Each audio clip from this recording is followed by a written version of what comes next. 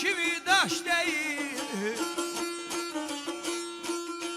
Yaş olan gözlerim az ağla Leyla, az ağla Leyla, az ağla Leyla.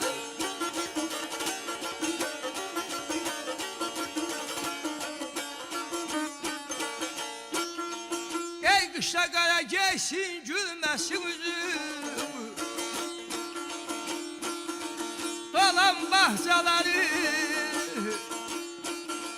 kez ağla Leyla, kez ağla Leyla, kez ağla Leyla.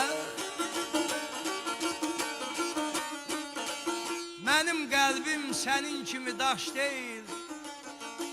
Yaş olar gözlerin az ağla Leyla. Kışta kara geysin, gülmesin üzün, dolan bahçeleri kez ağla Leyla.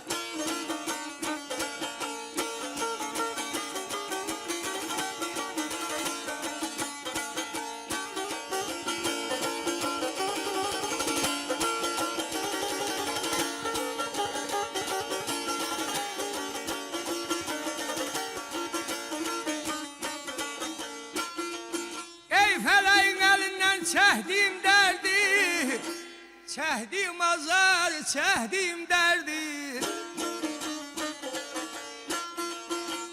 Özüme hoş bilip seçtiğim derdi.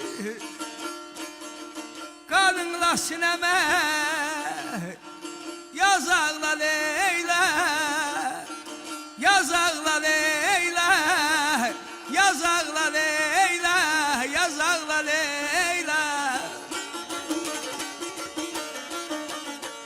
Feleğin elinden çektiğim derdi, çektiğim azarı, çektiğim derdi. Özüme hoş bilip seçtiğim derdi. Kanınla sineme yaz ağla Leyla.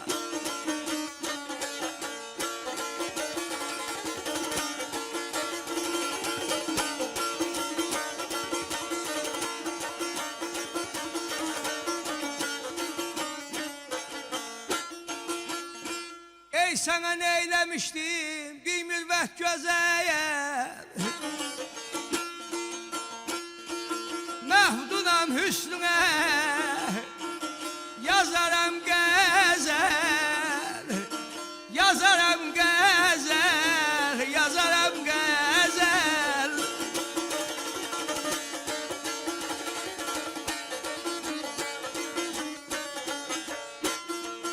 Ecel vaxtsız yetib mən ölsəm əgər,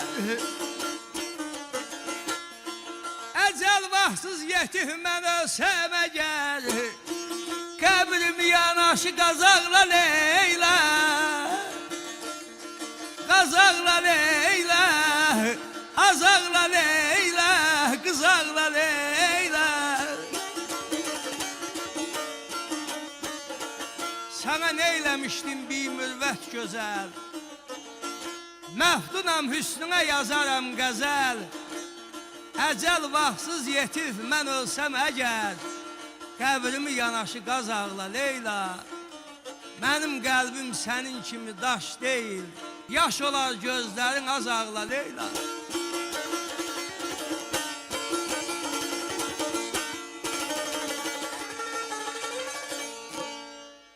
Hər vaxtınız xeyir olsun, möhtərəm televiziya tamaşaçıları, dəyərli saz söz aşiqləri. Əzizlərimiz, bəli, növbət dəfə Ozan Məclisi qurulub. Bugün 20-ci əsrdə yaşayıb yaratmış nakam bir el şairindən, onun ömür və yaradıcılıq yolundan danışacağıq. Söhbət 20-ci əsrin ən tanınmış söz adamlarından biri Əziz Məftundan gedir. Və studiyamızın çox dəyərli qonaqları var ki, onları könül xoşluğu ilə sizə təqdim edirəm. Beləliklə, şair, Azərbaycan Yazıçılar Birliyinin üzvü hörmətli Ehtiram İlham, eləcə də çağdaş Azərbaycan aşıqlığının çox tanınan simalarından biri dəyərli Şəhriyar Qaraxanlı. Xoş gördük. Biraz əvvəl biz Aşıq İlham Aslan bəyinin ifasında Kərəm gözəlləməsi üstündə Əziz Məftunun bir şeirini eşitdik. Çox məşhur şeirdir.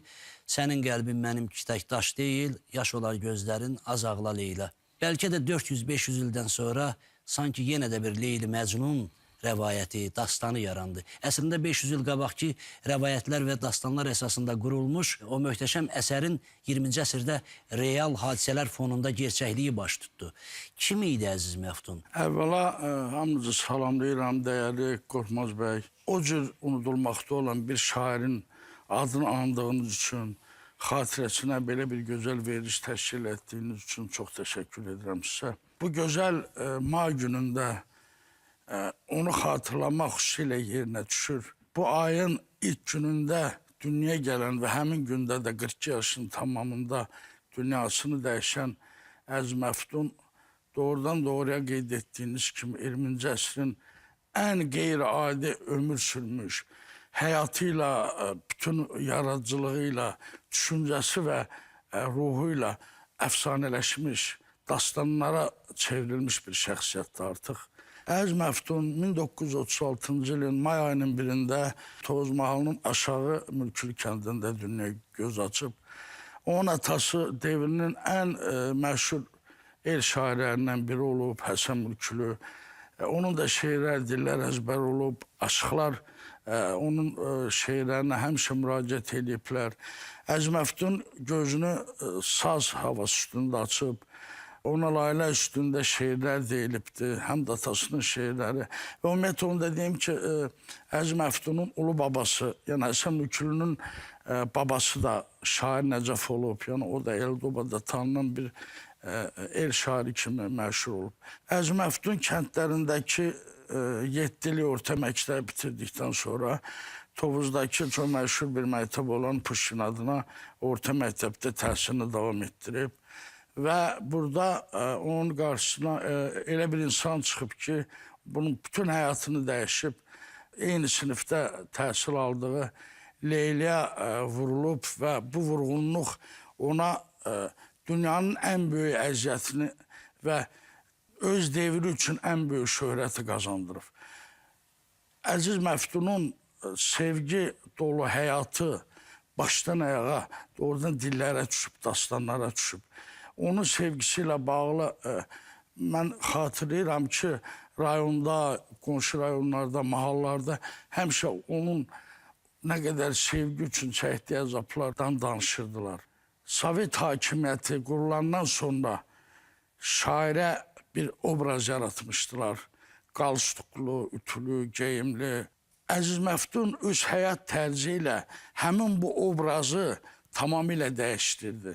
Orta əsrlərdə sufilərin, eşq oduna yanan aşiqlərin həyatını yaşadı və onların yaşantılarını qələmə gətirdi. Əziz Məftunun bu baxımdan doğrudan belə çox qəribə bir ömür, talih, qismət yaşadı ki, bu talih, qismət hər bir qələm adamına nəsib olmur. Ehtiram müəllim, çox sağ olun, minnətdaram. Siz bir ruhdaş kimi, qələm adamı kimi məsələyə yanaşdınız. Onun taleyi ilə bağlı bizə məlum olan bioqrafik tərəfləri söylədiniz. Aşıqlar həmişə məsələyə yaradıcı yanaşırlar, öz improvizələrini əlavə edirlər. Aşıq Şəhriyar gənc olsa da ustadlarla tez-tez təmasda olub. Əziz Məftun sizə görə kim idi və görkəmli ustadlarımız onun haqqında hansı xatirələr söyləyirdilər? Çox sağ olun Qorxmaz müəllim. Mən də təşəkkür edirəm belə bir gözəl el şairini cəmaatın nəzərinə, diqqətinə çatdırdığınıza görə. Mən ustadımdan öyrəndiyim bilgilərə görə hələ çox uşaq vaxtlarından aşıqların məclisinə tez-tez apararmış Həsən Mülkülü, Əziz Məftunu və aşıqlarla tez-tez görüşərmiş. Saza sözə çox bağlı adam olub, Allah rəhmət eləsin. Və mən ustaddan öyrəndim ki, qucağında Əziz Məftunun saz var, o hansı havanı çalırdı, havaları bilirdim. Ustadım deyir ki, bir Yanıq Kərəmdədir, tutardı, deyir, şeirləri deyərdi, Yanıq Kərəm havası. Kök olaraq o məqamda. Ustadlardan aldığımız məlumata görə Leylanın dəli divanəsi olub, onun eşqinlə bütün dünyası bir olub, onun eşqinlə yaşayıb yaradıb.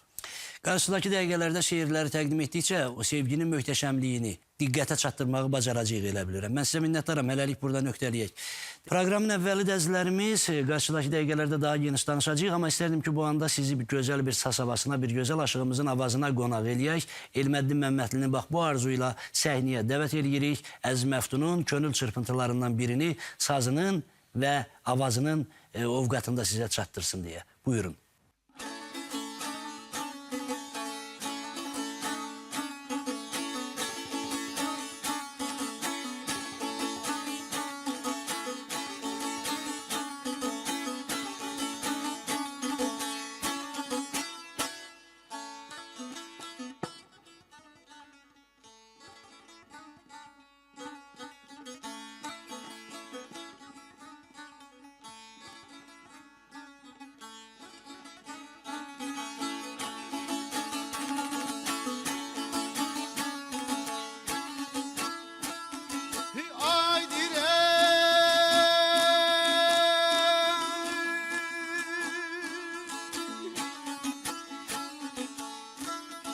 A belə hüsnün tamaşadır ey baxışın gözəl.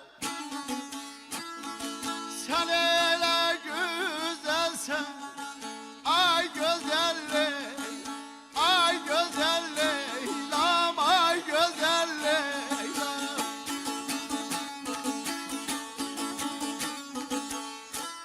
Elə qoşa hörüklərin ey sal sinən üstə. Sen elə güzelsen, ay güzel ay güzel Leylam, ay güzel Leylam, ay güzel Leylam.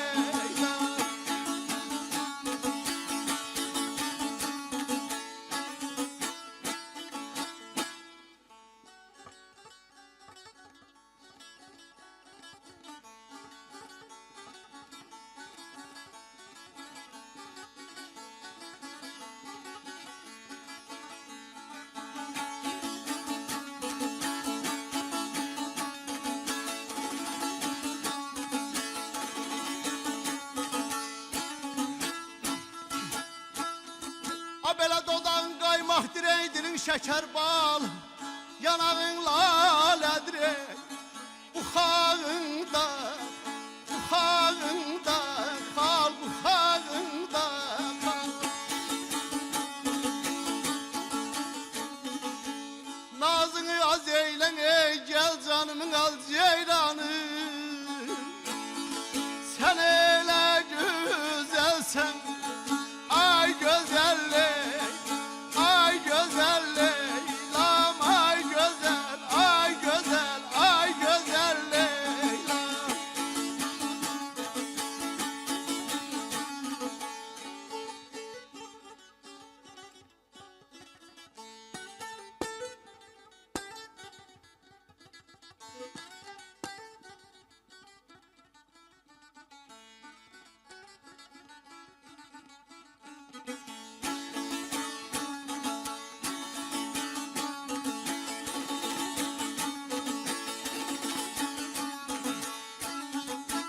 A belə məftunam ey sevmişəm ey sən tək cananı. Versələr istəməm ey sensiz dünya, sensiz ay dünyanı, sensiz dünyanı.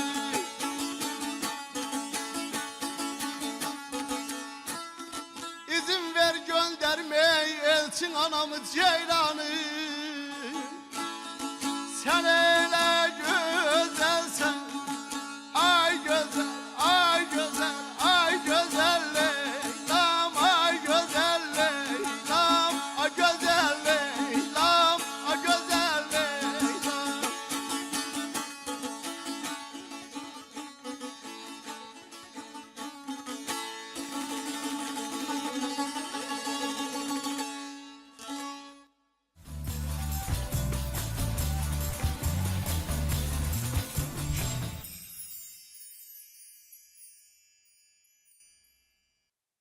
Əziz Məftunu el içində bu qədər məşhur edən yaradıcılığının gücüydü yoxsa taleyi idi, sevgisi, sevdası idi? Tamamilə düzgün buyurursunuz Qorxmaz bəy. Əziz Məftun o qələm sahiblərindən oldu ki, o yaşadığını yazdı, o ağırlarını yazdı, o sevginin ülviliyini, o məhəbbətin, o eşqin əl çatmazlığını çox yüksək sənətkarlıqla qələm almağı bacardı. Ümumiyyətlə deyim, onun düzdür, o uşaq vaxtı gözünə açandan, sazla, sözlə bağlı olub, özünün cürəsi var imiş, məclislərə də gedirmiş hətta.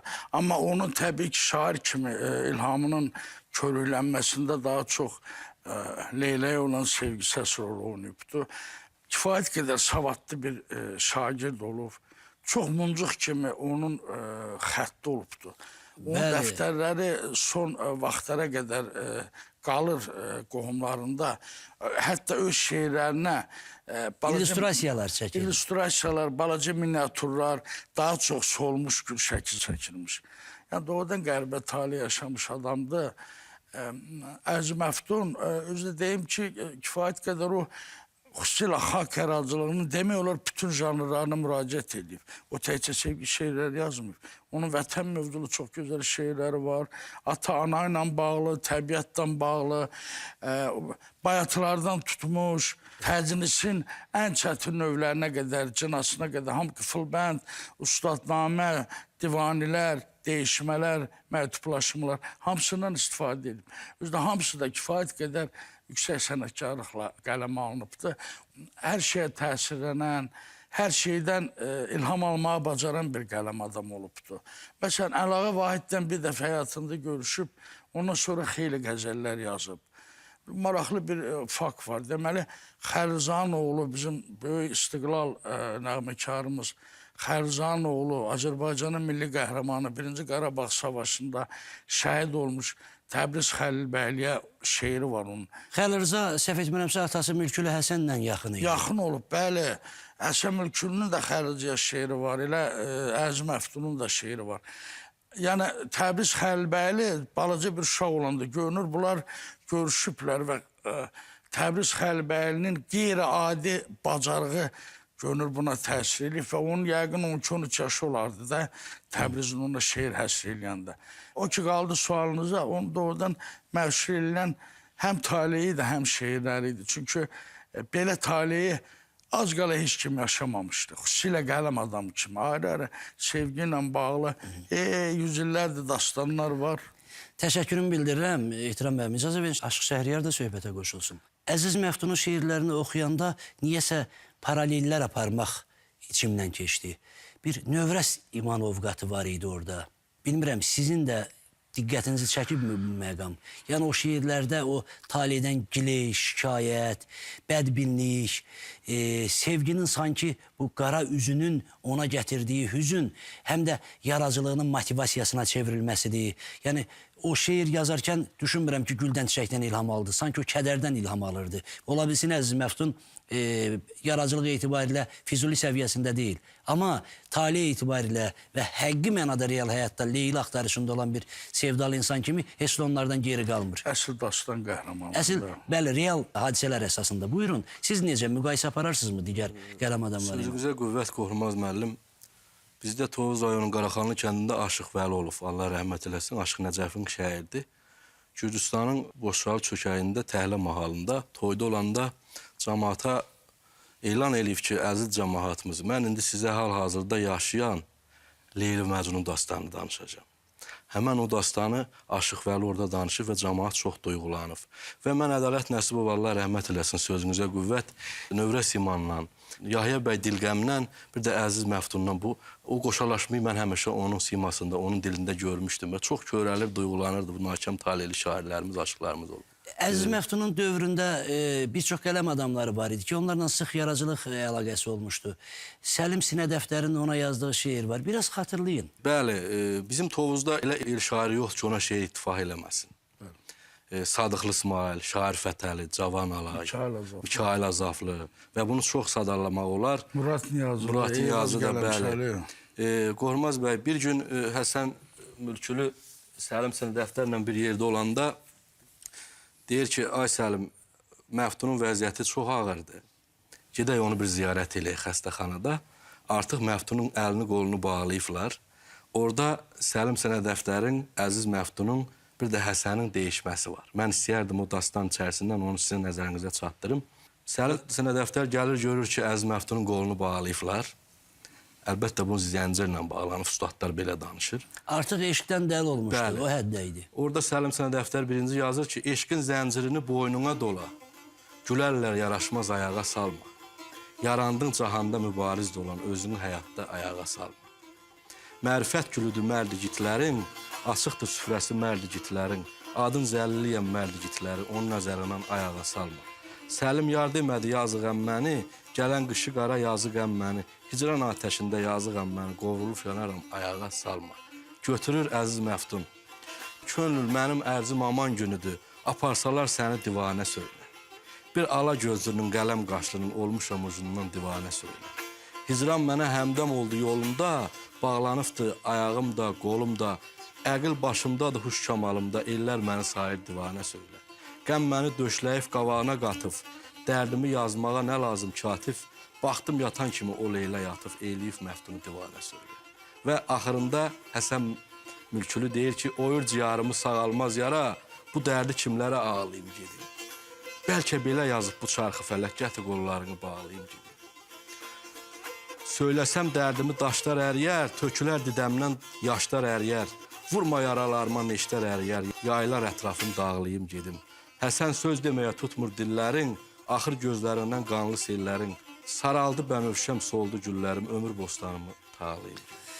Çox sağ olun, minnətlərim tamaşaçılar üçün qaranlıq qalmasın.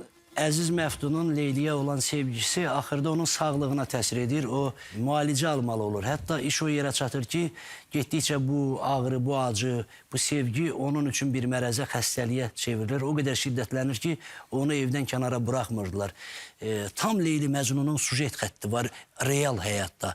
Onu artıq cəmiyyətdən məhrum eləmişdilər. Evdə həbs formasında, məcburiyyətdən bir bağlı yerdə saxlayırdılar və o şeirlərdə də həmin yerlərə toxunuşlar var. Tamamilə doğru söylüyorsunuz. Deməli, əvvəl Leylanı qaçırdır. Əz qaçırdır, sonra xəbər tuturlar, bunları ayrırlar. Leylanı ev tustağı eləyirlər. Bunu da bayaq qeyd olunduğu kimi evdə bağlayırlar, zəncirləyirlər, buraxmırlar. Bu da onun təbii səhhətinə də çox ciddi təsir edir. Sonra bunu göndərirlər Qazaxda. Ruh əsəb xəstəxanasında uzun müddət müalicə alır. Bunun bu sevgisindən dolayı heç gələcəyi barədə düşünmür, nə ali təhsil haqqında düşünür. Bu elə ancaq az qala hər gün şeir yazılmış, hər gün o içini boşaltmağa özünə fürsət bilirmiş. Yəni zərurət hiss edirmiş ki, yoxsa dəli olmaq xəttinə çata bilərmiş. Bu cavan olanda buna divanə deyiblər, çılğın deyiblər filan.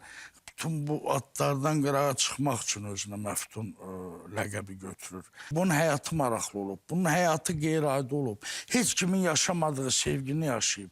Bilirsiniz, təbii ki, tarix yaranandan böyük sevda, qara sevdalar da olub, böyük eşqlər də olub, ülvi məhəbbətlər də olub. Amma bunu həm yazan, həm də həyatında daşıyan, bunu qədər daşıyan, bunu qədər onun mahiyyətinə varan, eşqin ucalığına varmaq istəyən demək olar ki, İkinci bir real, bəli, namizət yoxdur. Real yoxdur, bəli. Çox sağ olun, minnətdaram. Bir Şəhriyar Qaraxanlı'da səhnəyə dəvət eləyək ki, onun sevənləri, Şəhriyar Qaraxanlı səsinin, avazının vurğunları bilirəm ki, zamanı necə deyərlər, iplə çəkirlər ki, nə zaman Aşıq Şəhriyar səhnəyə gələcək.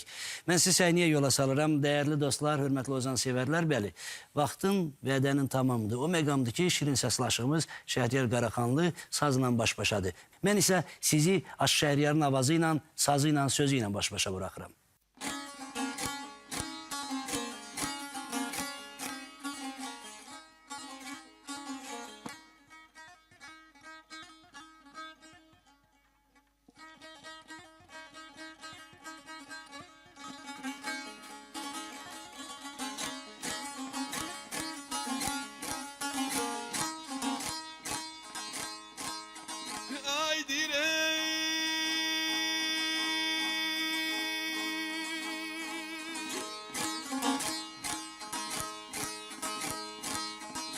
Aylar iller gelir, ömür gün geçir. Aylar iller gelir, ömür gün geçir. Hay yurdalayacak, çatasıyam ben, çatasıyam, çatasıyam ben.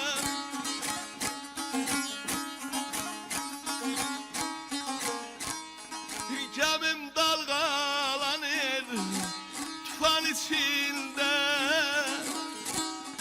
Gemim dalgalanır tufan içinde. Bilirəm qərq olvey batasıyam, batasıyam mən, batasıyam mən. Aylar illər gəlib, ömür gün keçir. Hay yurd dalınla çatasıyam mən. Gəmim dalğalanır tufan içində, bilirəm qərq olub batasıyam mən.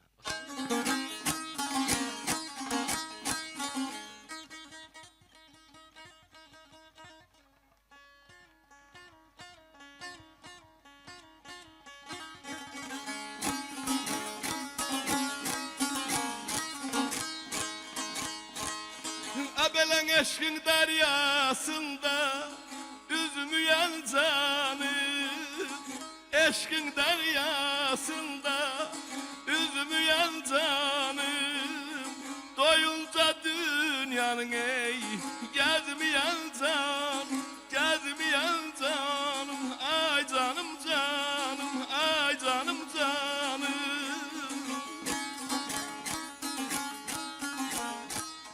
Bir gün ayrılığa dözmeyen canım, ebedi torpakta yatasıyam ben, yatasıyam, yatasıyam ben. Eşkin deryasında üzmeyen canım, doyunca dünyanı gezmeyen canım, bir gün ayrılığa dözmeyen canım, ebedi torpaqda yatasıyam mən.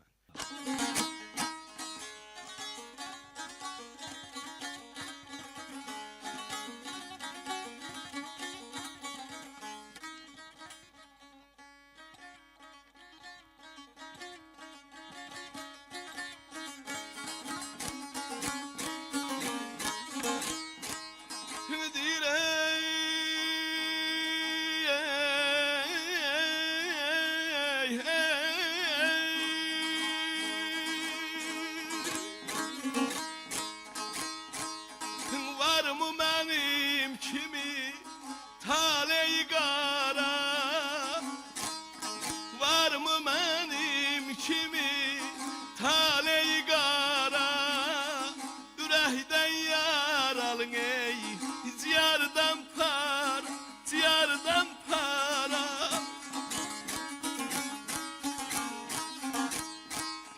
Tabipler derdine tapmayan çare, Həsənəm Məftunun ey atasıyam ben, atasıyam, atasıyam ben.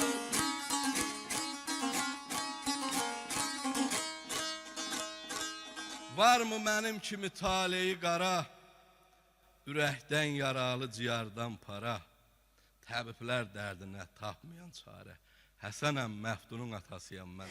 Aş Şəhriyar, çox sağ olun, minnətdaram. Yenidən sizi söhbətə dəvət edirəm, əziz dostlar, dəyərli uzun sevərlər. Bəli, biz Şəhriyar Qaraxanlının ifasında İncəgül havasını eşitdik və bir gözəl Həsən Bülkülünün könül dünyasından şeir də çatdırdı. Minnətdaram bir daha, təşəkkürüm bildirirəm. Əziz Məftunun biraz əvvəl dediniz ki, şeirləri daha çox dildən dilə, eldən elə yayılaraq günümüzə qədər gəlib çatıb. Zamanında qədir bilən xeyirxah insanlar bu işi daha deyək ki, rəsmi məqama daşıyıblar. İstərdim ki, o kitab nəşri ilə bağlı, Əziz Məftun yaradıcılığının xeyirxahları ilə bağlı danışaq. Bəli, doğru buyurursunuz. Uzun illər boyu 78-ci də dünyasını dəyişib 93-cü ilə qədər bunun sağlığında da kitabı çıxmayıb, sonra da çıxmamışdı. 93-cü ildə ilk dəfə Elmlər Akademiyasının Ədəbiyyat Nüsusunun əməkdaşı var idi, Vaqif Paşayev. İlk dəfə belə bir əski əlifbamızda, o devrin Kiril əlifbasında 5 yarpaq kitabını buraxıb, özü orada qeyd edir ki, evində onun sandıqda çoxlu dəftərləri var idi. Mən 5 dəftəri götürdüm. Ona görə də adını da 5 yarpaq qoyub. Redaktoru bizim böyük şairimiz Akif Səməd olmuşdu. İkinci kitabı mərhum Qəndə xanım Paşayevanın təşəbbüsü ilə buraxılıb. Çox belə samballı bir kitabdır. Burada yaradıcının böyük bir hissəsi əhatə olunubdur. Bayatılarından tutmuş, müxtəlif şeir janrlarında yazdığı əsərlərə, buna həsr olunmuş şeirlərə və Azərbaycan aşıq sənətinin çox böyük təmsilçilərindən olan Aşıq Əkbər Cəfərovun Məftun və Leyla və Məftun dastanı bu kitabda yer alıb.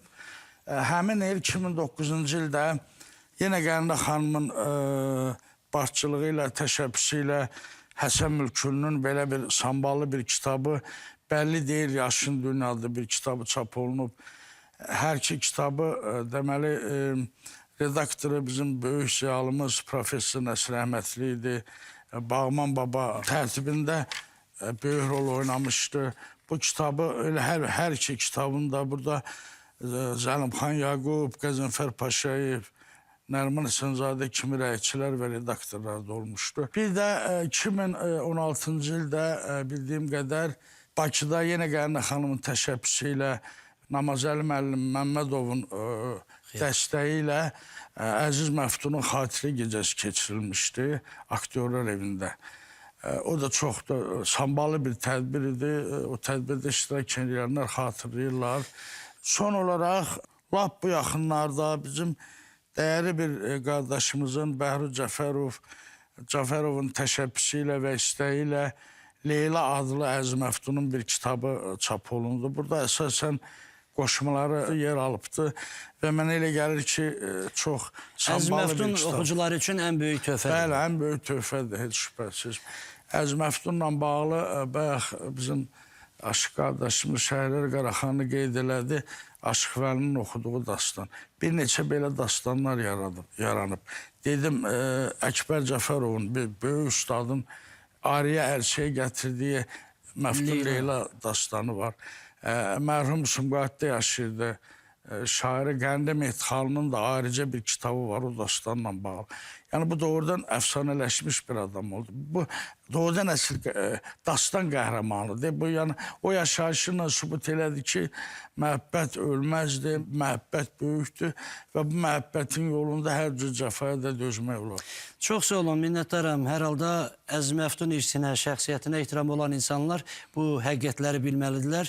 Bu kitabların nəşrində xidməti olan insanları ki, onların bir qismi aramızda yoxdur, ehtiramla xatırlayırıq. Və bugün yaşayan dostlara, poeziya, söz hamilərinə, sözə ehtiram olan insanlara minnətdarıq və belə xoş əməlləri davam etdirməyi arzuluyuruq. Dəyərli tamaşaçılarımız, bəli, biz Əziz Məftunla danışırıq. Bu söhbətlərin arasında Əziz Məftunun şeirlərinin sazla qoşalaşması məncə onun ruhunu da şad edir, sizin üçün də xoş təsir bağışlayar. Növbət dəfə sevilən sənətkarımız İlham Aslan bəyini səhnəyə dəvət edirik. Yenə də Əziz Məftunla oxuyacaq, buyursun.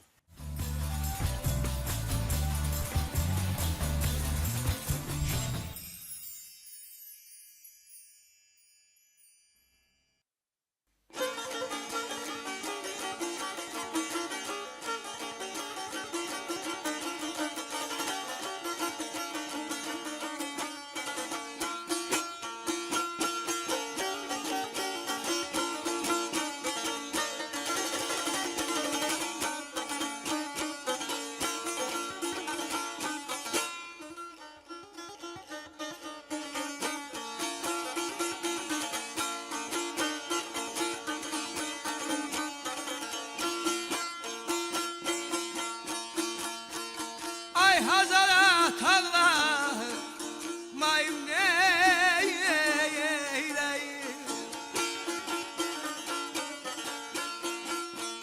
Ay Hazara tağlar, mayım neyleyim?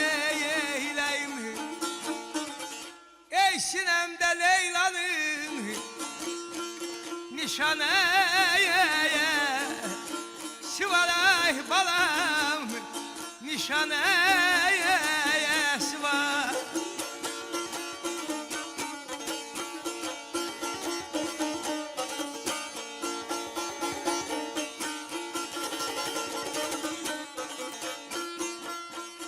Yerim kazamahtı, gelen işim teyenazı.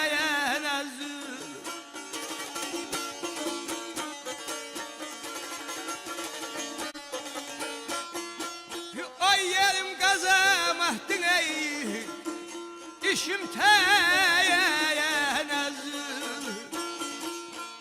Behdimin bir belen eller, zamanı Sivaray balam, zamanı var. Ay Hazara tağlamayım, neyleyim? Sinemde Leyla'nın nişanesi var. Yerim qazamaqdı, işim tənəzzül, bəxtimin bir belə zamanəsi var.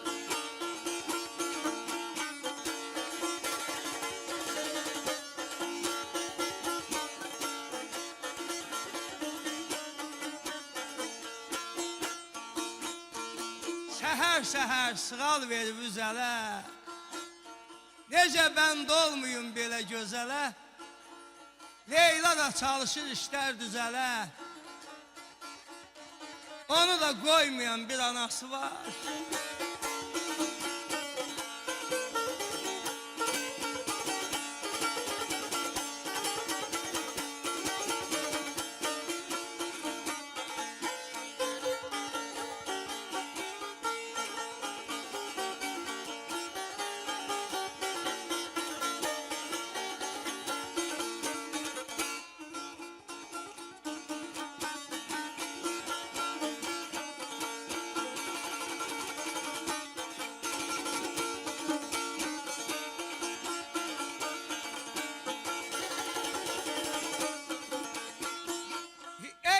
Aşık olmuşam. Aman aman aman aman aman aman. O ember teyellere.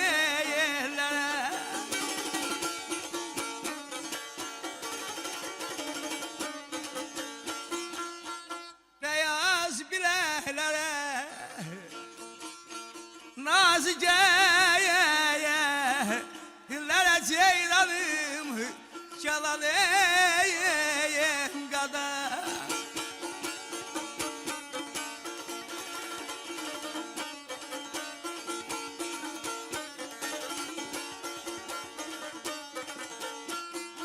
Amel mezun etti, saldı çöllere.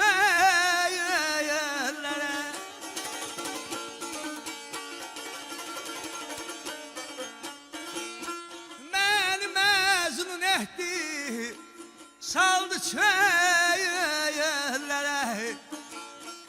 Leyla'nın mehbudun teyi divaneye. Sivara yerler divaneye sivar.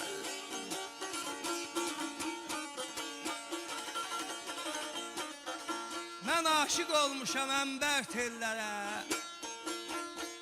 Beyaz bileklere, nazi yerlere. Ey məni məzmun etdi, saldı çöllere. Leyla'nın məhdun tək divanəsi var. Yerim qəzamatdır, işim tənəzzül. Bəxtimin bir belə zəmanəsi var.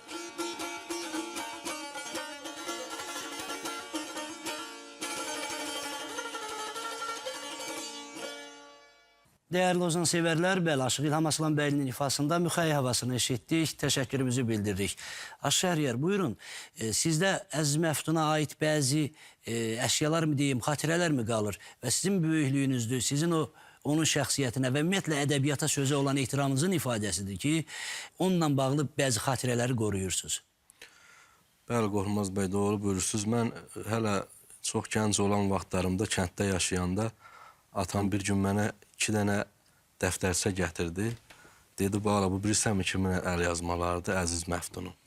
Onlar məndə əziz xatirə kimi qalır. Mən onları günlərin birində Ehtiram müəllimə çatdıraram və onların da işıq üzü görməyi xalqımız üçün çox sevindirici olar. Və Əziz Məftunun, Qorxmaz müəllim, şeirləri bizim eldə, obada, saz sevərlərin arasında dillər əzbəridir. Elə bir məclisimiz yoxdur, məclislərimiz yoxdur ki, orada Əziz Məftun ya da düşməsin, onun şeirləri oxunmasın. Çox sağ olun, minnətdaram. Proqramı demək olar ki, sona çatdırmaq üzrəyik. Açığı biraz da kövrək notlar üzərində getdi veriliş. Çünki nakam taleyli, sevdasına, sevgisinə qovuşmayan bir insanın həyatından, yaradıcılığından danışırsansa, sən də o axara düşürsən.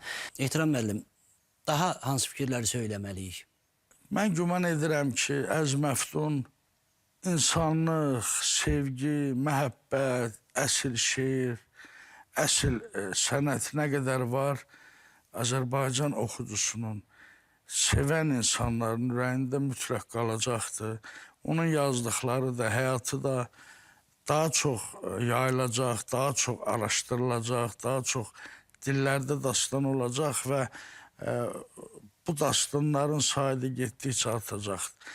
Əziz Məftun kimi talih sürmüş adamlar dünyadan köçüb getmirlər. Orta əsrlərin möhtəşəm Leyli Məcnunundan fərqli olaraq 20-ci əsrin Leyli və Məcnunu real hadisələrlə, real həyatın surətləri olaraq ədəbiyyata köçdülər, yaddaşa köçdülər, dastanlaşdılar, dildən dilə, ağızdan ağıza düşdülər.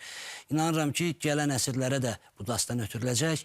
Bu sevgidən gələn nəsillər də ağız dolusu danışacaqlar. Hətta yəqin ki, heyrətamiz şəkildə əlavələrini, yeni xallarını, güllərini artıraraq danışacaqlar. Mən bir daha dəyərli fikirlərinizi bizlə bölüşdüyünüzə, Həsən Mülkülü Ocağı, Əziz Məftun şəxsiyyəti ilə bağlı fikirləri tamaşaçıların diqqətinə çatdırdığınıza görə sonsuz minnətdarlığımı bildirirəm. Əziz dostlar, dəyərli ozan sevərlər, proqramın sonunda Şəhriyar Qaraxanlını, Elməddin Məmmədlini səhnəyə dəvət edəcəm. Onların ifasında Həsən Mülkülünün bir şeiri təqdim olunacaq. Bugün bu ocaqdan danışmaqla Azərbaycanda xüsusən bölgələrdə yaşayıb yaradan, biraz gözdən, könüldən uzaq olsalar da, əsil xiridarların, qiymət qoyanların, qədir bilənlərin könlündə yaşayan insanların yaradıcılığına Ozan Məclisinin saf səmimi münasibətini də sərgiləməyə çalışdıq.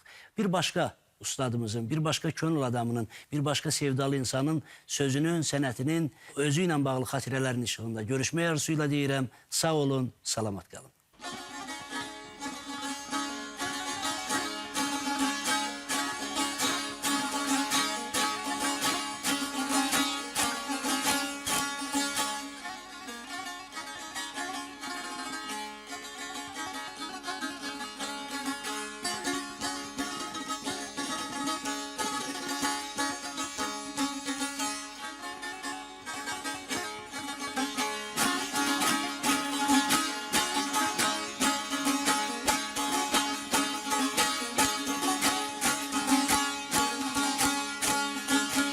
Dostum bizim yerler kefti damak.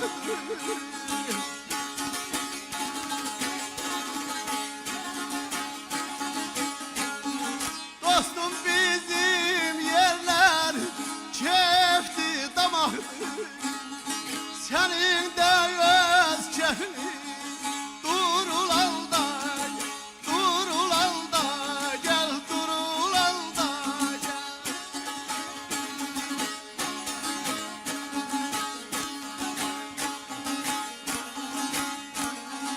Çemenler giyinip yaşıl dolu dolu. Çemenler giyinip yaşıl dolu. Oğlanlar kızlara vurulanda, vurulanda, gel vurulanda, gel vurulanda gel.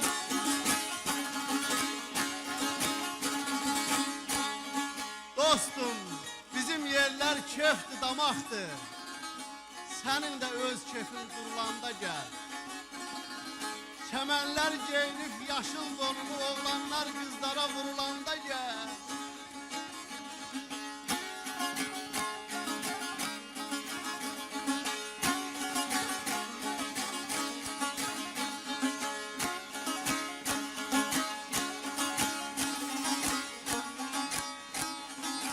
Eyvallah kulak asayım, bülbül sesine. Gövdeler okuyur ey gül hevesi, gül hevesi.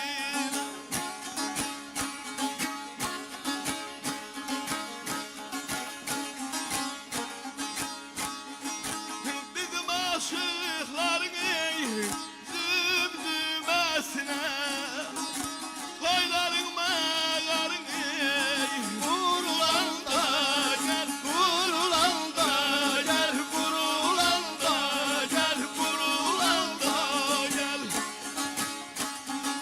Eyvandan, eyvandan kulak as bülbül sesine. Gör neler okuyur gül hevesine.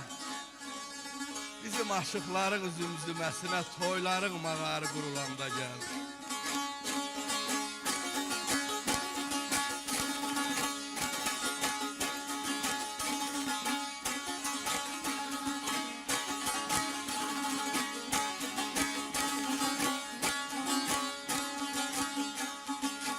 Başına mel dönüm, ay